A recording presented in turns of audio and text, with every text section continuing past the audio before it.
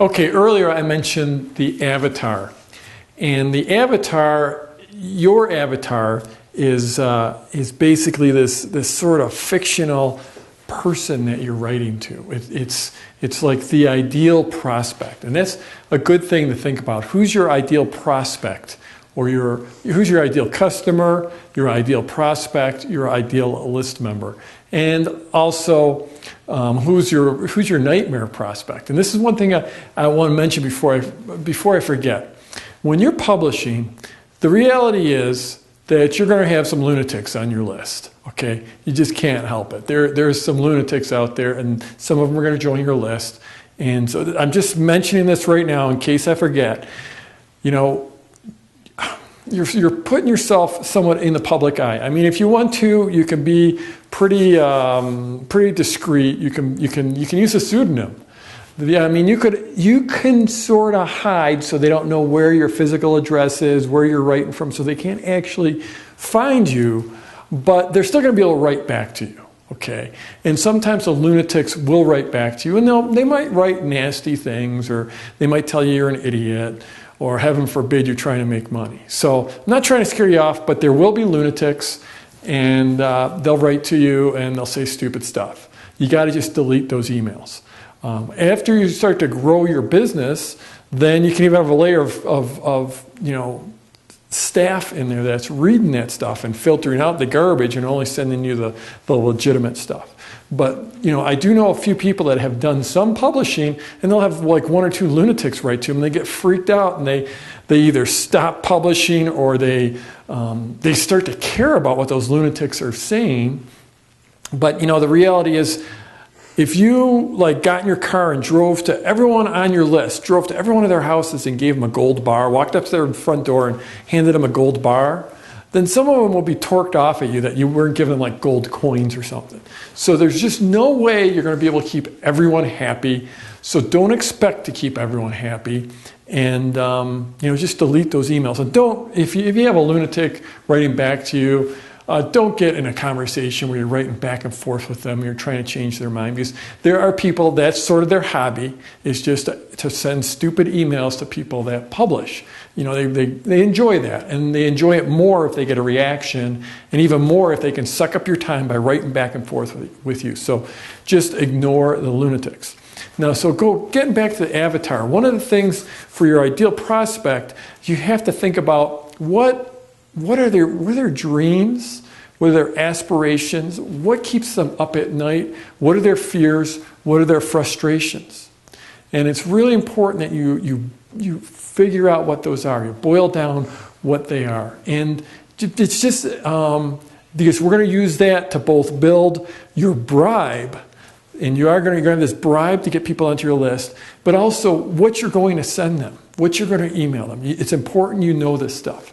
So lots of ways to find out what the dreams, hopes, aspirations, fears are.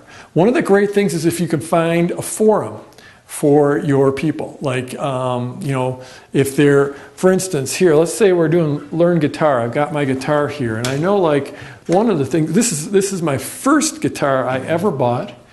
This one cost about $400. Seemed like a really, when I first was, I wasn't sure I was really going to play guitar when I went and got my guitar. And I thought it'd be a cool thing, but I'm like, what if I get it and don't play it? So I didn't want to spend that much money. So it seemed like $400 seemed like a big stretch for me when I got my first guitar. Since then, I think I've probably got 10 or 11 more guitars since then.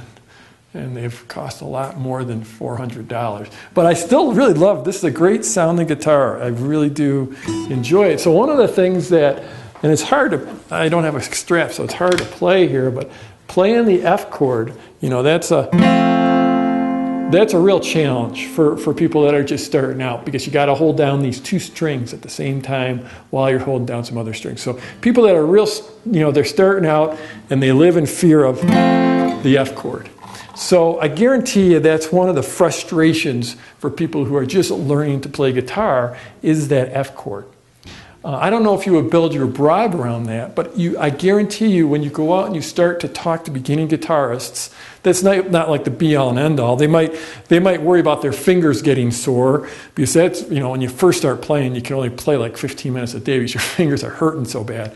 But in any case, the F chord is certainly a frustration for beginning guitarists. But one of the, some of the ways you can find what those frustrations are, first of all, if you're in that market, then you probably have a pretty good idea. But there's also there's this thing called the curse of knowledge. And the curse of knowledge is where once you learn something about about a niche or about a market or a hobby, whatever, once you become an expert, it's very hard for you to remember what it was like to be a beginner. And we all struggle with this.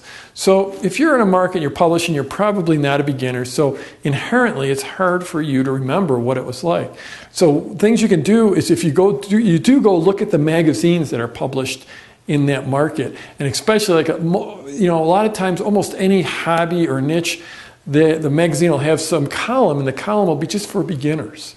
And if you just get 6 months issues of that magazine, you can look at what they're writing about for the beginners.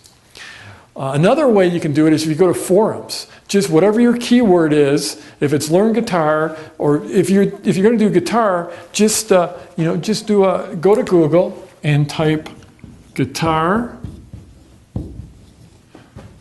forums into the search box.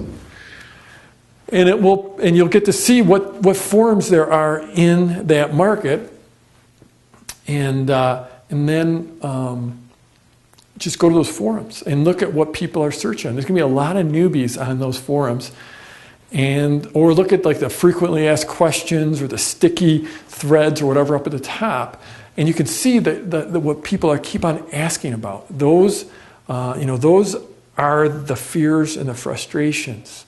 And that's, again, you want to sort of file that away. You want to keep a notebook or a file on your computer where you keep on writing what are the top dreams, hopes, aspirations, fears, frustrations in your market. This is very important that you get very in touch with this.